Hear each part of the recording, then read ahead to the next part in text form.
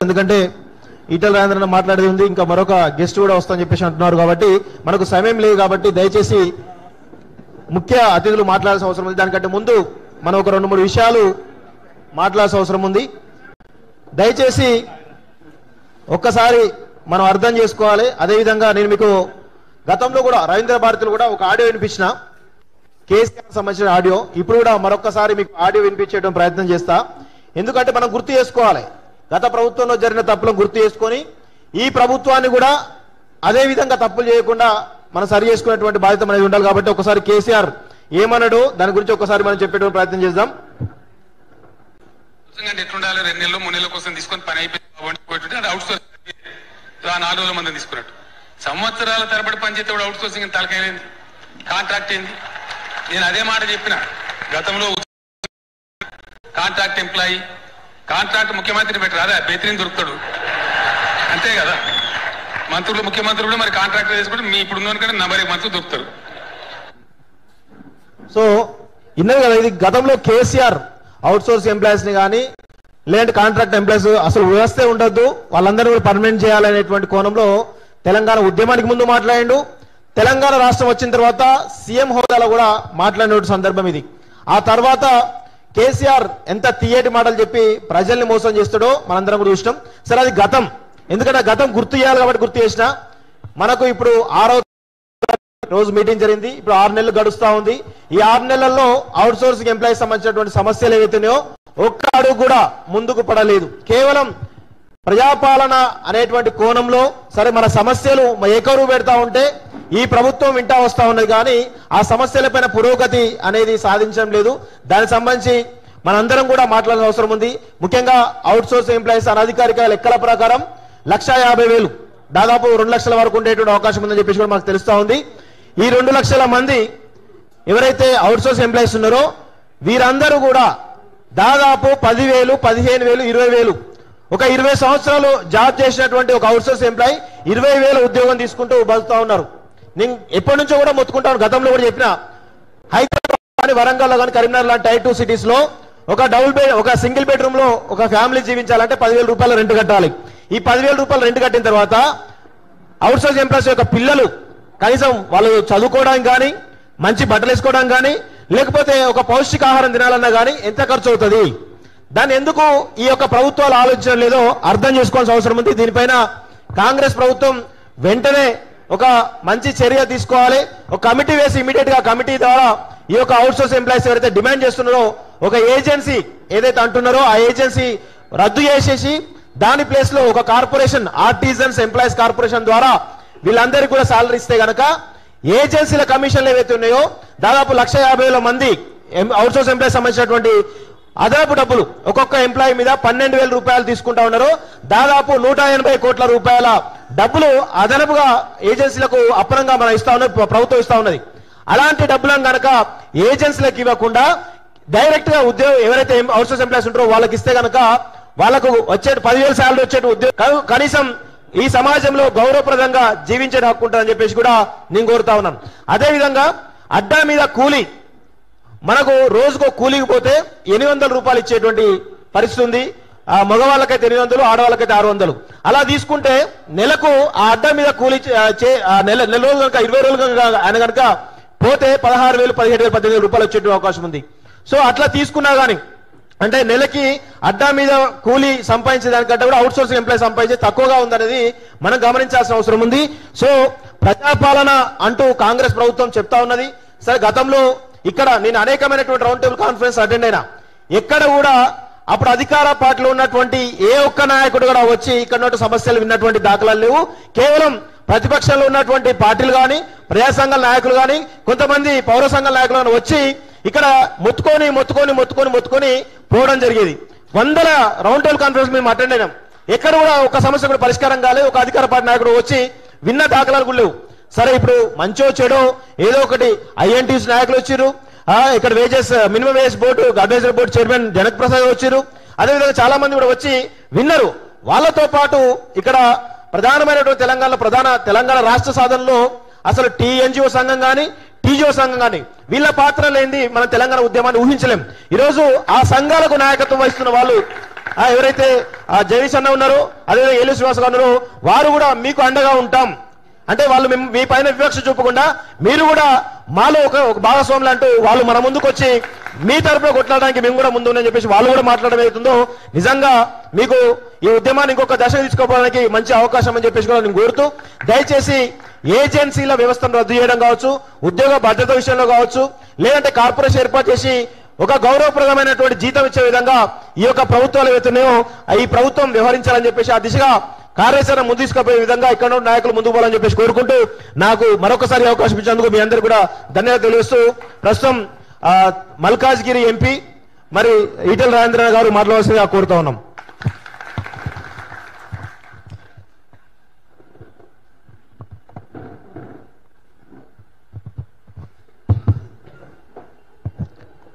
వేదిక మీద ఉన్నటువంటి పెద్దలకు మా మిత్రుడు జగదీష్ గారికి మీ అందరికీ పేరు పేరున నమస్కారం. ఈ కాంట్రాక్ట్ అవుట్సోర్సింగ్ ఈ ఉద్యోగులు వీళ్ళ సమస్యల గురించి నేను కూడా 5 సంవత్సరాలు మీతో ఉన్న నేను ఆర్థిక మంత్రి కాకముందు నాకు ఇంత డెప్త్ లేకుండే అంటే ఇవన్నీ ఆ డిపార్ట్మెంట్ కిందకే వస్తాయని ఇవన్నీ ఇన్ని రకాల సమస్యలు ఉంటాయని చెప్పి అనేకసార్లు చర్చించుకున్నాం. కొద్ది మేరకి కాంట్రాక్ట్ ఉద్యోగులుగా ఉన్న వాళ్ళకు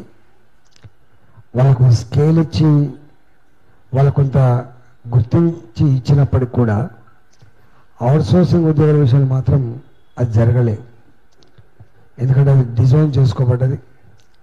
చివరికి మేము ఆయా డిపార్ట్మెంట్ పరంగా మీరే ఒక ఏజెన్సీ క్రియేట్ చేసుకొని ఈ కమిషన్ లేకుండా ఈ బాధలు లేకుండా ఖచ్చితంగా వాళ్లకు పూర్తి ప్రభుత్వం ఎంత ఇస్తుందో అంత చర్చ ఏర్పాటు చేయమని చెప్పి కోరినాం మేము. అప్పుడు రెండవది ఏముందంటే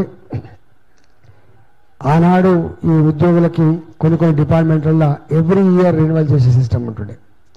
ఈ ఎవ్రీ ఇయర్ రెన్యువల్ చేసే సిస్టమ్ బంద్ చేయండి, గ్యారంటీ ఉండేటువంటి పద్ధతులు వాళ్ళకు అలౌ చేయమని చెప్పి కూడా రెండవ డిమాండ్ కింద ఆనాడు బాగానే ప్రయత్నం చేసినాం. మూడవది అడ్డమీది కూలీలకేమో 600-800 రూపాయలు వస్తాయి, చదువుకునేకేమో 400 రూపాయలు వస్తాయి, 399 రూపాయలు వస్తాయి. ఇవాళ ఇది సవరణ జరగాలని చెప్పి ఆ రోజు మేము ప్రయత్నం చేసినాం. కొంత ప్రయత్నం చేసి ఫస్ట్ పిఆర్సీలో కొంత పెంచినాం. మేము ఫస్ట్ పిఆర్సీ ఇచ్చినప్పుడు కొంచెం ఎక్కువ మొత్తంలో పెంచే ప్రయత్నం చేసినాం.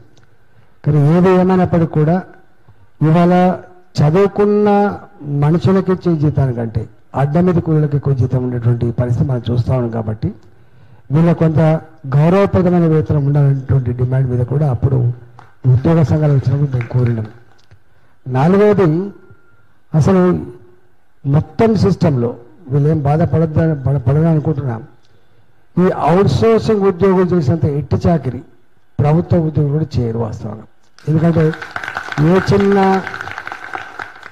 చిన్న వాళ్ళకు సమస్య వచ్చినా వాళ్ళు పెన్ డౌన్లు సమ్మెలు చేసే అధికారం ఉంటుంది. కానీ ఈ అవుట్సోర్సింగ్ ఎంప్లాయ్మెంట్ అయినా సమ్మెలు చేసే అధికారం కానీ ఎవరు కన్నెర చేసినా ఉద్యోగం ఓడిపోతుంది అనేటువంటి భయంతో వాళ్ళు అంటే ఒక్క మాట చెప్పాలంటే ప్రైవేట్ కంపెనీలో చేసే వాళ్ళకంటే కూడా గవర్నమెంట్లో పనిచేసేటువంటి ఈ అవుట్సోర్సింగ్ ఎంప్లాయీస్ అంత జిమ్మెదారితనంతో అంత బాధ్యతయుతంగా పనిచేసే సిస్టాన్ని నేను కళ్ళారా చూసిన. కాబట్టి ఇవాళ వాళ్ళు సమ్మెలు చేసుకునే అధికారం కానీ వాళ్ళు సంఘాలు పెట్టుకునేటువంటి అధికారం ఎక్కడ చూడలేదు. కాబట్టి వాళ్ళకి కంటిన్యూగా వాళ్ళకి రెన్యువల్ చేస్తూనే ఉండాలి.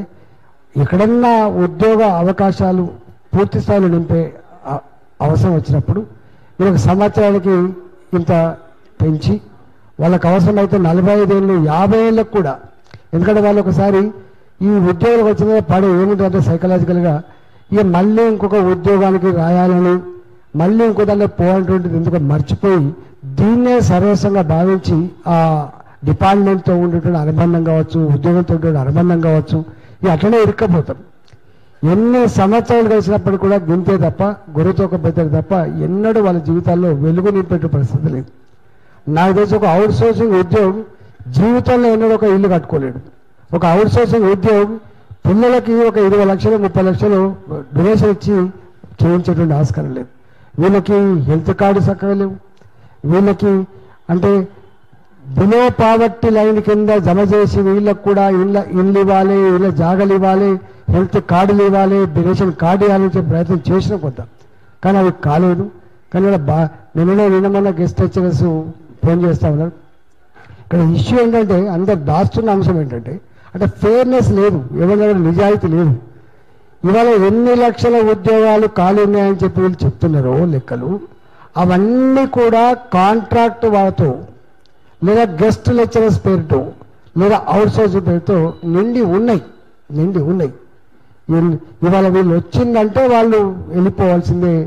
వాళ్ళు 50 ఏళ్ళు దాటిన వాళ్ళు, ఆ డిపార్ట్మెంట్ నమ్మిన వాళ్ళు, అదే పనులు నిష్ఠాతులై ఉన్నవాళ్ళు, అక్కడే ఉన్నవాళ్ళు, ఇంకొక పని చేతకాని వాళ్ళు, ఇంకో దగ్గర పోని వాళ్ళు, 50 ఏళ్ళ తర్వాత ఏ కంపెనీకి పోయినా కూడా, ఏ ప్రైవేట్ సంస్థ దగ్గరికి పోయినా కూడా తీసుకొని పరిస్థితులు కూడా అన్నమో రామచంద్ర అని చెప్పి రోడ్ల మీద పడింది తప్ప వాళ్ళకి ఇంకో గ్యారెంటీ అయితే లేదు. అందువల్ల ఇవన్నీ అనేక రకాల, నేను దీంట్లో తల్లి తీర చూసిన కాబట్టి దాంట్లో గంట చెప్పిన ఓడలని బాధలు ఉన్నాయి. దాదాపు లక్షల మంది 2 lakhs అబోవ్ ఉన్నటువంటి సందర్భం చూసినాం. కాబట్టి ఇవాళ నేను ఈ ప్రభుత్వాన్ని మీ తరపున నేను కూడా డిమాండ్ చేస్తున్నా. ఆనాడు కొన్ని చేసినాం. ఫర్ ఎగ్జాంపుల్ 1650 రూపాయల కంటింజెంట్ ఎంప్లాయీస్ ఉండే వాళ్ళు 6 కోసం వచ్చిండు. సరే ఇట్లా సంగతి అంటే 1650 రూపాయలకు 25 ఏళ్ళు 30 ఏళ్ళు సర్వీస్లో ఉండి రిటైర్డ్ అయిపోతే చచ్చిపోతే 5 రూపాయల బిల్లు రాదు వాళ్ళకి. ఎందుకు చేస్తున్నది మీరంటే ఏమన్నా ప్రభుత్వం ఏ ప్రభుత్వం రాకపోతుందా, ఆ ప్రభుత్వానికి మానవత్వం ఉండకపోతుందా, ఆ ప్రభుత్వం మమ్మల్ని ఎప్పుడన్నా కొంచెం స్కేల్ అయినా కూర్చోబెట్టకపోతుందా అని చెప్పి వాళ్ళు చేస్తూ ఉన్నారు. పంచాయతీ డిపార్ట్మెంట్లో, స్కూల్ ఎడ్యుకేషన్ డిపార్ట్మెంట్లో చేశారు. నేను వచ్చేటప్పటికి చాలామంది చచ్చిపోయింది. వాళ్ళ కంపారిజన్ పోస్ట్ లేవు. ఇలా అవుట్ సోర్సింగ్ కంపారిజన్ పోస్ట్ లేదు, నాకు కాంట్రాక్ట్ వాళ్ళకు కూడా కంపారిజన్ పోస్ట్ లేవు. పర్మనెంట్ ఉద్యోగులు మాత్రమే కంపారిజన్ పోస్ట్ లేవు, పెన్షన్ లేదు, ఏది లేదు అసలు. ఇవాళ అప్పుడు ఆ కంటింజెంట్ ఎంప్లాయీస్కి 1650 రూపాయలు ఉంటే నేనే వాళ్ళకి నాయకత్వం వహించి నేనే మీకు లీడర్ అని చెప్పి 1 రూపాయి కూడా ఖర్చు లేకుండా ఫస్ట్ పేజ్ కింద ఒకేసారి చేయడం కష్టమైంది కాబట్టి అని చెప్పి ఫస్ట్ 4000 రూపాయలు జీవో ఇచ్చిన, 4000 రూపీస్ పర్ మంత్. ఆ తదుపరి 8000 రూపీస్ కోసం జీవో కోసం నేనే ప్రయత్నం చేసిన. వాళ్ళు తిరిగే ఖర్చు కూడా నేనే ఇచ్చినాం, వాళ్ళు వచ్చిపోతున్న ఖర్చు నేనే ఇచ్చి పనిచేసిన.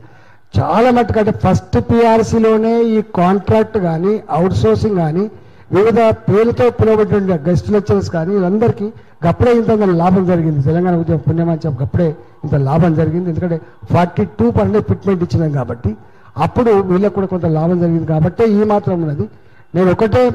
నేను ప్రభుత్వాన్ని వీళ్ళని డిమాండ్ చేస్తున్నా, ఇచ్చే ఈ జీతం ఒకటేమో ఉద్యోగ భద్రత ఉండాలన్నటువంటిది నెంబర్ 1.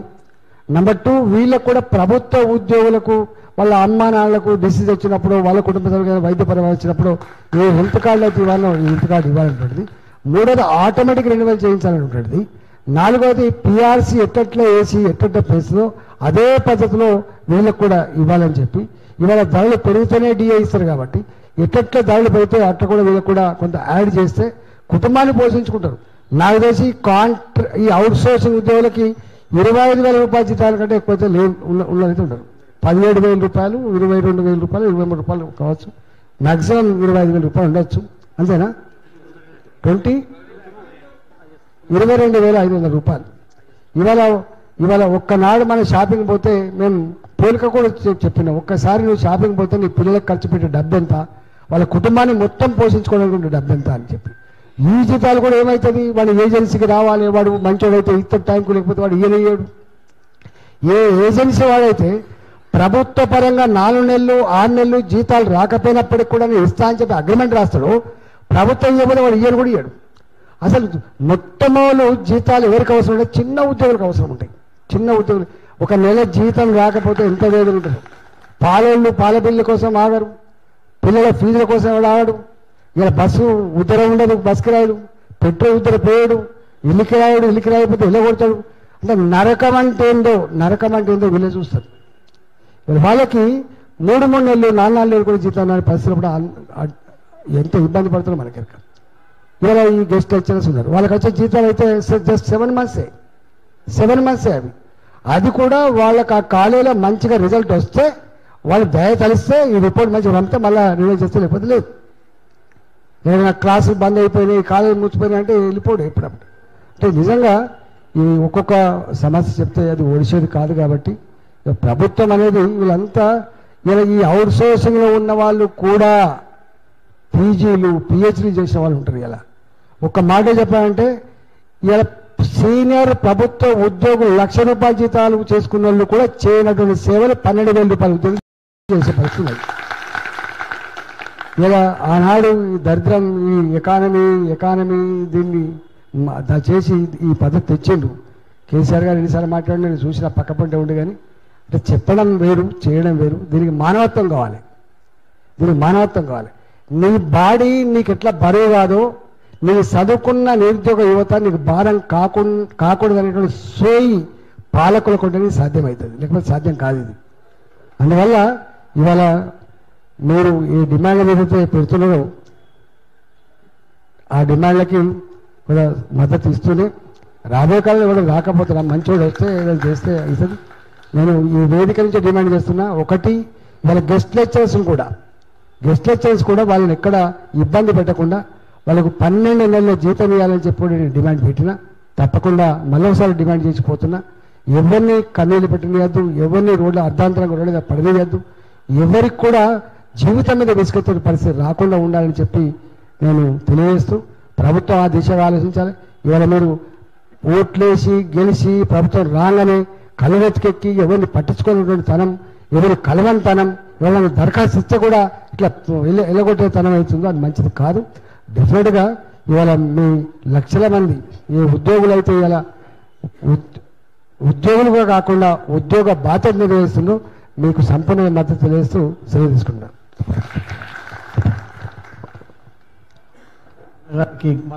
అన్నగారికి రాష్ట్ర అవుట్ సోర్సింగ్ ఉద్యోగస్తులు అందరూ 2 లక్షల మంది అవుట్ సోర్సింగ్ ఉద్యోగస్తులు అందరూ తరఫున ఒక్కసారి ప్రత్యేకత. ఎందుకంటే ఈరోజు నిజంగా ఒక అడ్డం మీద కూలితో కూడా పోల్చుకుంటే మా జీతాలు సగం జీతాలే ఉన్నాయి. ఈరోజు ₹13,000 ఇవాళ. ఇలా హాస్పిటల్ కావచ్చు, స్కూలే కావచ్చు, ఏ విధంగా చూసినా కూడా ఈ రోజు మేము బతకలేని పరిస్థితి. కాబట్టి ఈ సమస్యను ప్రభుత్వం దృష్టికి తీసుకెళ్లి తొందరలోనే సాల్వ్ చేస్తారని చెప్పి ఈ వేదిక మీద ఉన్నటువంటి పెద్దలందరూ కూడా, రాష్ట్రంలో ఉన్న 2 లక్షల అవుట్ సోర్సింగ్ ఉద్యోగులందరి తరఫున పేరున ధన్యవాదాలు తెలియజేసుకుంటున్నామన్నా. మీ అందరికీ కూడా మా యొక్క అందరి మన్నించి ఈ వేదికకు వచ్చినటువంటి మీ అందరు కూడా మా తరఫున మరొక్కసారి శుభాకాంక్షలు తెలియజేసుకుంటున్నామన్నా. మాకు ఎల్ల వేళలా కూడా మీరందరూ కూడా అండగా ఉంటారని చెప్పి మేము ఏ వేదిక ద్వారా ఎప్పటికీ ఆశిస్తా ఉన్నామన్నా. జై అవుట్ సోర్సింగ్ ఉద్యోగుల ఐక్యత, అవుట్ సోర్సింగ్ ఉద్యోగుల ఐక్యత. ఓకే అన్న, అందరికీ ధన్యవాదాలు మా యొక్క అవుట్ సోర్సింగ్ ఉద్యోగుల తరఫున.